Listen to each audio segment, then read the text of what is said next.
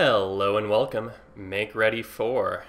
Stretch Panic! That's right, this is Let's Play Stretch Panic. You might also know this game under its European title Freak Out, or its Japanese one Hippa Linda, which I believe translates to something like Stretching Linda. In any case, the three separate releases of this game sort of tie into how I learned about it in the first place. You may be familiar with the blog Box vs. Box. If you're not, you can find it at boxvsbox.tumblr.com. It's a blog that compares different cover art for various releases of the same game, usually across different regions' releases. It's interesting to see how different cultures, different companies can try to market the same game in like very different ways. And this game is no exception. It's got three very different covers, two very different logos. The Japanese logo looks really different than the other ones, though they have a similar concept, I suppose.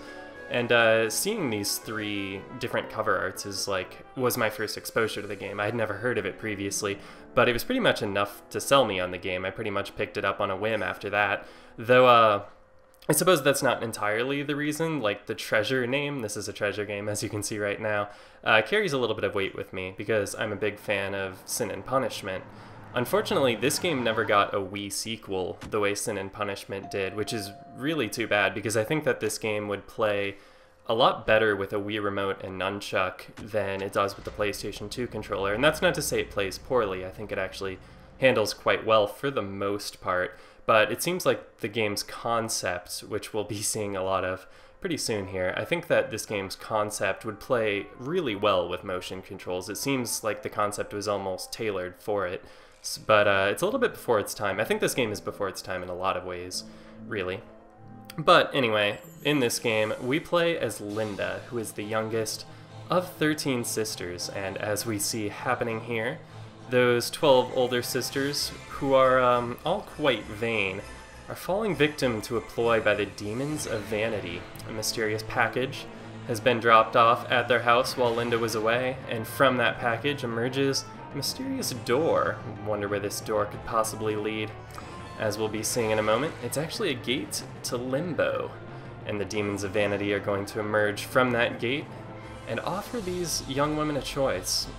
They are going to offer them the ability to become their true selves, their true images of beauty is what these demons of vanity are going to offer them, and all 12 of them are going to take them up on that offer. But Linda, being the most mature, the most pragmatic of the bunch, is not one to fall victim to the same ploy. She knows better than to make a deal with the devil, and she's not one who cares all that much about appearances to begin with. However, her scarf, as we're seeing here, sort of does. Her scarf actually becomes possessed by a demon of vanity, but Linda turns that to her advantage. She's going to take that possessed scarf of hers and follow her sisters into the gate of Limbo to try to rescue them from the demons of vanity. Here we've arrived on the other side of the portal in the Museum of Agony. And don't worry, the entire game isn't drawn like this. It would be a little bit nauseating if it was. But for this individual hub location, I like the look of this quite a lot. Anyway, since Linda arrived here in Limbo a little bit late, each of her sisters have already been spirited away to the realm of a different demon of vanity. So we're going to have to rescue each of them individually, beginning with Cinder up there. You can see the portraits of Linda's sisters. They've already been transformed into a twisted image of their ideal of beauty, and we're going to have to rescue each one of them, first freeing them from the possession of that demon. But before we can do so, as you can see, we cannot open this door quite yet. There's a number 1 on the door. That does actually read 1 and not 11. That means we're going to need 1 point to open this door, and as you can see at the bottom there, we have 0 points. But before we go earn some points, I guess I should do a quick run through of how this game works since there's no tutorial. You move Linda around with the left control stick. You move the hand at the end of her scarf with the right control stick. You can see me moving it around right now. It acts as a sort of aiming reticle for its attack, which you activate with the R1 button. As you can see, I press R1 to stretch out and reach in front of me, and then I release it to pull it back. If I grab onto something, like say this wall here, actually let's get something a little bit more noticeable because you can't really tell that I'm stretching the wall since it's all one shape. We'll grab this cone thing here. Yeah, as you can see, I can stretch this cone out in any direction, and as I do so, the stretchometer in the bottom right there was filling up, Once we've pulled enough on a single object, the stretchometer will fill up, and once it's at full tension, we'll do this torpedo attack that'll launch Linda through the air. We can use that not only for a powerful attack, but also to get from place to place. And to start out with, since we need to earn some points, we're going to go through this EX door here to the first of the EX worlds. And behind this door, we're going to find some Bonita Zacco. The Bonita Zacco, as you can see right here, are they're supposedly servants of the Demons of Vanity. They're individuals who traded away their freedom in exchange for their large characteristics. So we can target an enemy by pressing L1 here. As you can see, not only a circle appears around them, showing that we're locked onto them, but also a red arrow that points to their weak point. In the case of the Bonita Zacco, you can grab them anywhere on their body to deal damage. Whoa, whoa, whoa. Okay, so sometimes they'll turn into helicopters like that, and it's a little bit odd looking. I'm not sure why she did it right there. Normally they use that if they fall off the edge to recover, but she just did it for no reason there. Okay.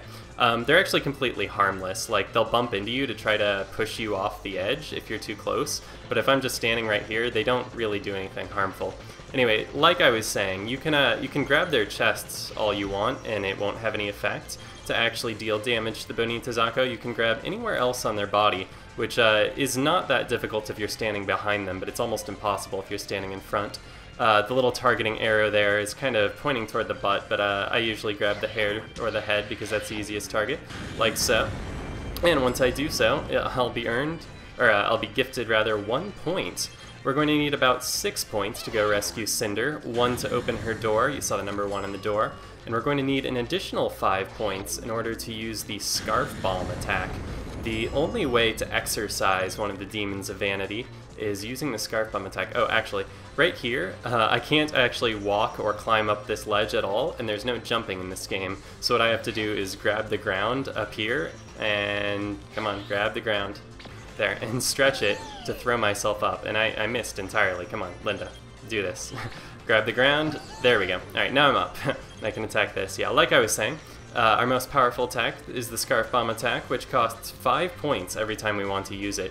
So you're going to be coming back to these EX worlds fairly frequently in order to grind up points, in order to actually defeat the demons possessing each of Linda's sisters, which becomes a little bit of a chore. These X worlds or EX worlds or whatever, they're really the least fun part of the game, but fortunately they constitute a really small percentage of the actual gameplay. This game is almost entirely boss fights, fighting each of Linda's sisters one by one, so you have 12 of those fights in all. In addition, we have 4 of these EX worlds, but you really only ever need to go to this one. I prefer going to this one because I find it easiest to get points here compared to the other 3, but I'm sure we'll be visiting each of them at some point or another. Alright, so I have 6 points, so I could go ahead and attempt to free Cinder right now, but I think I'm going to go ahead and get up to 11 points, just in case I need to use a second Scarf Bomb attack. I don't think I'll need them. I don't think I'll need that second bomb attack, but we might as well play it safe and get a couple of extra points before we leave. As you can see, the ones that require 2 hits to defeat the Bonita Zacco will sometimes take 2 hits, sometimes take 1. I'm not really sure what determines whether they're defeated by 1 attack. I guess it's the amount of damage I deal with my attack. I'm actually not sure. But anyway, sometimes they'll turn red if they survive an attack, and you can't hit them again until they turn back to their regular colors. Yeah, as you can see here, she's flashing red, but I can actually go ahead and grab her again, and then just wait until she stops flashing and pull again. And now that I've got the number of points I need, I'm going to head over to that door over there. That's the only exit from this world. And so to get over there, I'm going to, well, I'm going to die actually. No, nothing bad happens if you fall off the edge. You just take a little bit of damage, and you reappear wherever you entered the world. The star in the bottom left acts as a sort of pie chart that shows how much health Linda has remaining. Once we're fighting one of the sisters, there will be another star in the top right corner of the screen, and that'll represent her health remaining. And the goal will be, of course, to deal the full amount of damage, but that's not enough. Oh, I almost landed on top of the door there. Sometimes when you jump over to this island, you can actually land on top of the door. There's no reason to do so, but it's kind of funny when it happens. Anyway, now that I've got all of these points in my pocket, let's go ahead and start spending them. Right next to this EX world, we have the first door, the one leading to Cinder's realm. So let's go and see what's going on in there. The battles with each of Linda's sisters and the demons of vanity who possess them is going to begin with one of these transformation sequences. You can see the sister in the middle there being surrounded by a sort of procession, like a marching band of these devilish figures.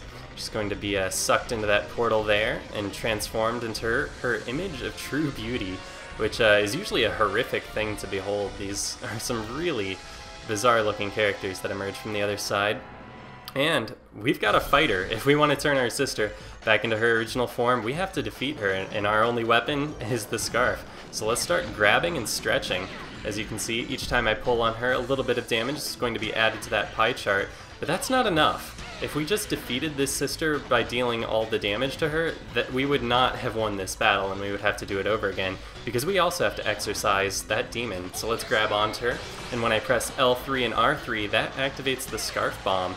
You can't really see from this angle what's going on, but the scarf is just split into 3 separate hands, all of which were grabbing onto Cinder. Yeah, it's really a shame that I was in the corner so that you can see what was going on.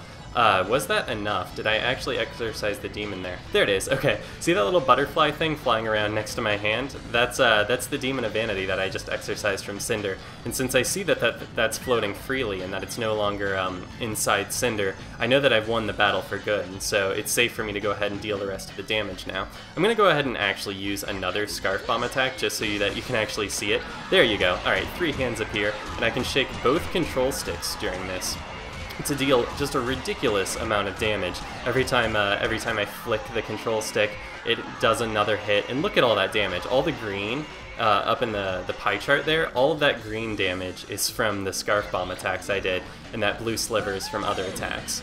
So as you can see, the Scarf Bomb can potentially deal a ton of damage.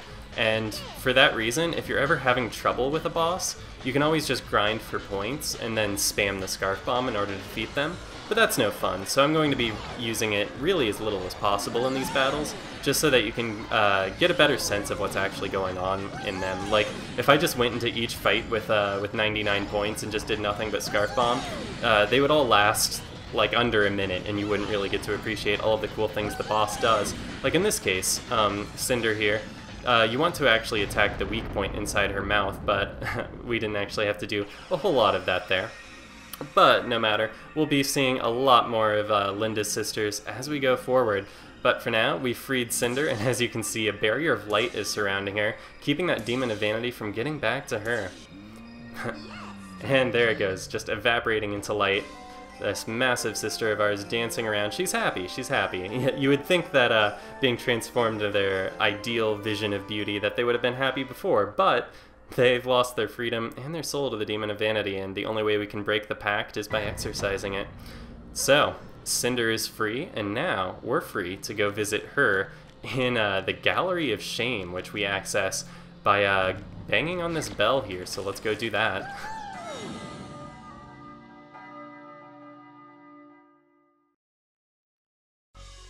Here in the Gallery of Shame, we can take a closer look at each of the sisters that we freed. You can see the sister's original form in the bottom left there, and her demonic form in the center. This is actually the only place in-game that the sisters' names are actually displayed. Unfortunately, this is one of those games where almost all of the information for it comes in the manual. And I guess in terms of the gameplay information, I kind of appreciate that. There aren't like prolonged tutorials at the start of this game because they expect you to learn to play from reading the manual, but unfortunately most of the plot is a little bit vague unless you actually read the book, and you don't learn a whole lot about the sisters from playing the game either. So I'm going to read you a brief excerpt here. This is the section on Cinder. There's a little bit of a paragraph on each of the sisters, so we're going to be learning a little bit more about them after we defeat each one of them. Cinder here, before she was possessed by the demons of vanity, she always had an unhealthy fascination with fire. Now that she's been transformed into her own image of perfect beauty, Cinder's pyromaniac tendencies have once again resurfaced. Cinder's weak spot is her explosive Adam's apple, the fiery source of her power. When she breathes fire, she is both at her most dangerous and vulnerable. Interesting that they refer to it as an Adam's apple. It's really like a uvula, right? Isn't it? Alright, well, in any case, that's all for today. Join me next time when we're going to free a couple more of Linda's sisters. Thanks a lot for watching, and I will see you then.